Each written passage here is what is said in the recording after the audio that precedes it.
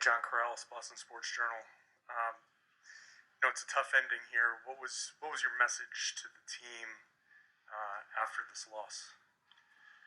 It's going to hurt, and it'll hurt for a while, and probably, that stuff never goes away. I've lost one before, and so that was part of the message. Let it propel us forward.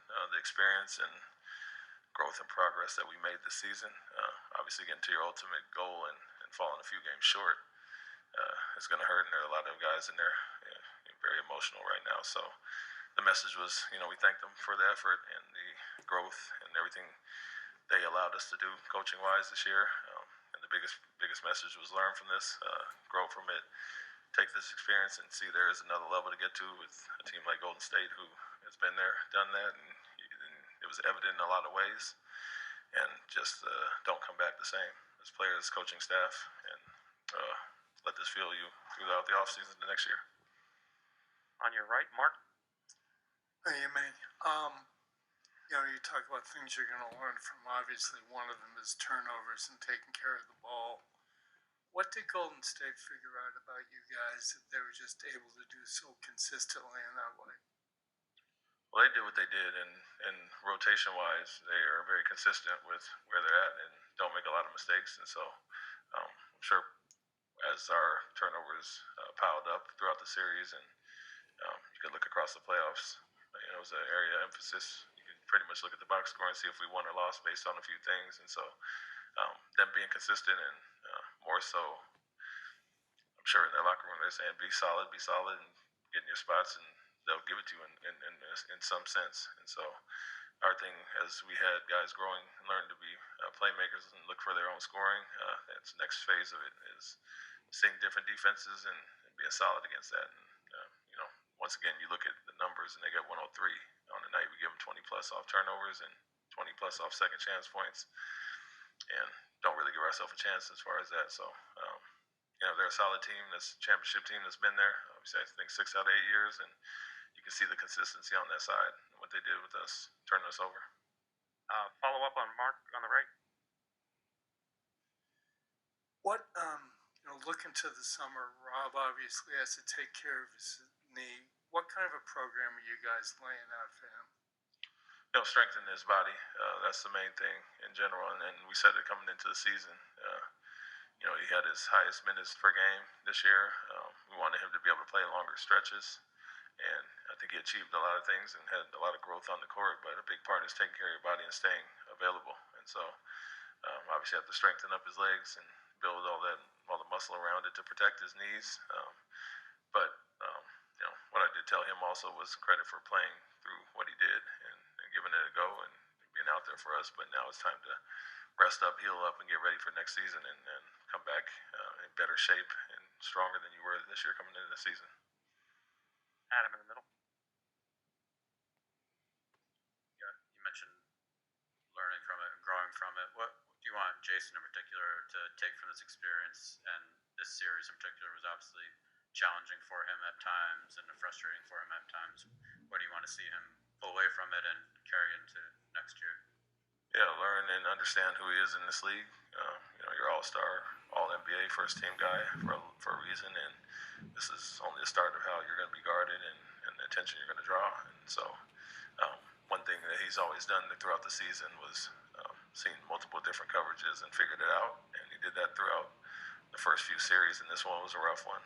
Very consistent team that did some things to limit him and make others pay, and so from him, it's just continue to grow and understand that you're going to see this rest of your career, and this is just a start. But the growth that he showed as a playmaker this year, and in certain areas, I think this is the next step for him, figuring that out and getting to where some of the veterans are that have seen everything and took their lumps early in their careers. And like I said, very motivated guy that works extremely hard and high IQ, intelligent guy that will learn from this and figure it out. And I think it will propel him to go forward, definitely motivate him. Jared in the front. You guys made so much progress throughout the season to get rid of that stagnation that plagued you in the fourth quarters, and then throughout the playoffs you found a way to keep the ball moving or find isolation ways to score. It didn't really happen the last few games. Why do you think that fell through in the last few games, and what do you think everyone on the team needs to learn about continuing to move in crunch time? Yeah, you want to have versatility. That's the main thing. And Golden State that has isolation guys that can go get a basket. Also, they're willing playmakers, but they have off-ball actions and variety, which keeps you off balance. And so for us, we know we have guys that can go get a basket. It's more about big picture and not getting stagnant. To your point, we can lean on that when we have to, but when teams are so singularly focused to take certain guys out, we have to have a fallback, whether it's off-ball actions, post-up actions, and some of the things we did tonight and did throughout this season and playoffs at times. And so strengthening up those areas and being more well-rounded offensively, so when they do try to take something away, we can obviously learn from that. But, that's the kind of biggest conundrum all year was how we looked at times and then took a step back a game or two later, even in the same game. And I think those lulls in this series, and today was the end of the first quarter, start of the second, those are the ones that really hurt you against a lethal offensive team. Gary? Gary Washington, Boston Globe. Ime, you've been on championship teams before. Did it come to a realization, I don't know if it was tonight, that it's like you might not have enough? I mean, Otto Porter's out there hitting threes, Jordan Poole, like they just seem to have all the weapons. They've been together, and they're young guys and they're veterans have combined along with the core. Is it kind of frustrating to admit that, like, hey, we just maybe not quite there? No, I wouldn't look at it like that because we had our chances throughout the series, and losing Game 4 and Game 5, we had leads in the fourth quarter, so you tighten up and do some things offensively, and it's a different story. So, winning 2 games and falling too short, and even tonight with a great start, and then letting that go a little bit. It's a 13-point game. They scored 103, and it was just a lack of overall offense. I don't think, obviously guys didn't play their best, and our bench the last few games struggled. So they've been consistent all year, and I don't really look at it like we didn't have enough, but guys didn't play their best, honestly, and credit Golden State for that. They had a huge part in that. Very consistent team on the defensive end. When you look at them across the board, they have, one, maybe 2 defensive-minded guys with Green and Payton, but everybody else is solid and consistent and, really good team defense in general. So don't feel like we didn't have enough, just felt like we played probably our worst series of these playoffs, and if we play up to the standard of Milwaukee or Miami series, it's obviously a different ball game, especially in those game 4 and 5 when we struggled in the fourth quarter. Back left, Tim. You mentioned before, Ime, that Golden State's experience kind of shone through in this series. At the start of the series, you talked about the fact that you thought the runs you guys had this year, the playoff experience this group had, was going to be enough to make up for that. When you mentioned some of the bench issues you guys have had, just kind of up and down the roster, do you think that a lot of this was you guys being on this stage for the first time as a group and sort of having to try to get used to everything that comes with it, whereas those guys, their leading guys have been through this so many times before? Yeah, and I don't really look at the experience or our lack of being in the finals as a huge factor, and it's obviously beneficial for them, but more so our experience as a group together and connectivity. You can see the difference between the team who's been there that long and some of our new guys, and especially some core guys that have, got added mid-season with, a guy like Daniel that's not playing as much, or Derek.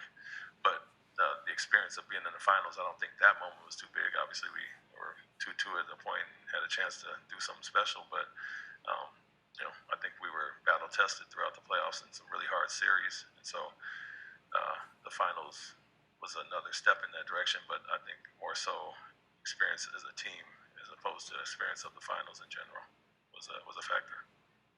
Guys, you talked all serious about how your offense was the thing that was going to determine whether you'd win or not. What were they doing, obviously besides the turnovers, what were they doing that gave you guys so much trouble up and down the last roster in terms of not being able to get the production you guys were looking for? Some of the switching, but like I said, consistency was the biggest thing, where other teams may be solid for a quarter or two.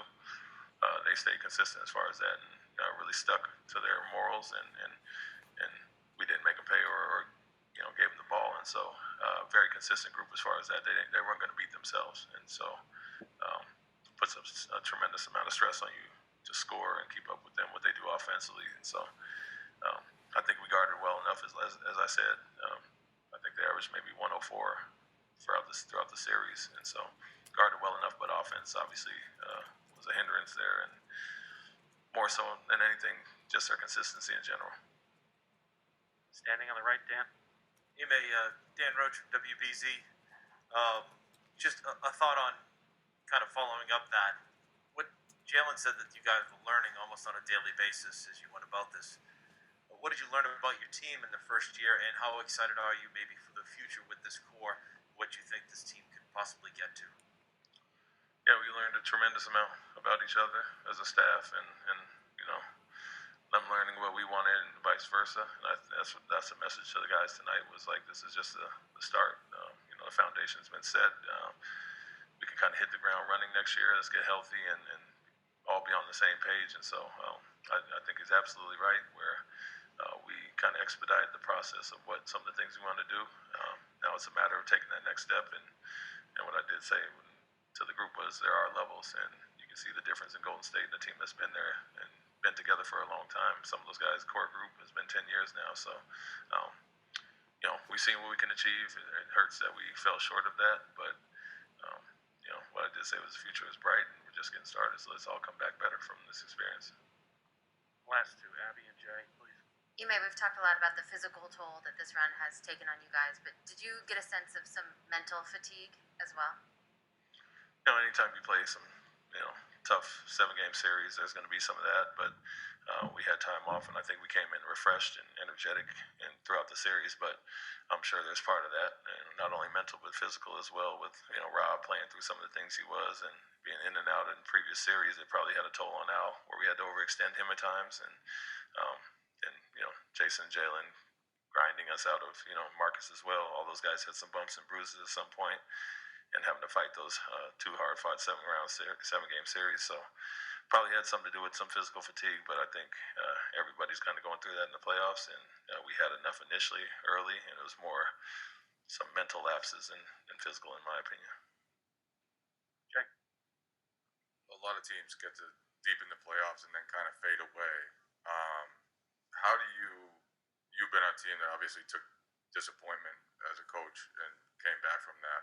What are the challenges to doing that, and what do you impress upon your players that they need to do to approach this off season, everything else, the rest of the season, to use this to propel them forward?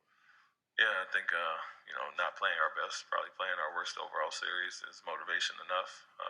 We have very highly motivated guys that didn't play their best, honestly, and so we're all going to grind away in the summer and improve in certain ways. But I think the biggest part for us is the IQ section, and